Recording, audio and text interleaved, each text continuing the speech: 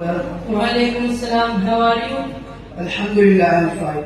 I live here and I want to know what is the purpose of spreading a madrasa. That's a good question.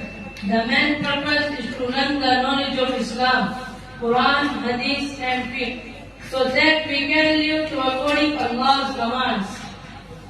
But can I student also study modern subjects? Of course, Islam encourages all youthful knowledge.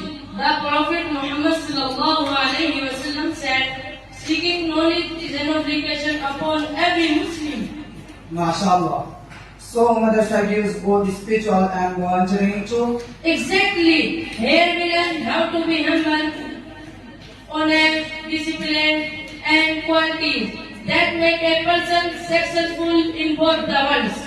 I'm really happy to be part of this madrasa. Alhamdulillah. Study sincerely, respect your teacher and your seat. How Allah blesses your efforts. Thank you so much. Jazakumullah.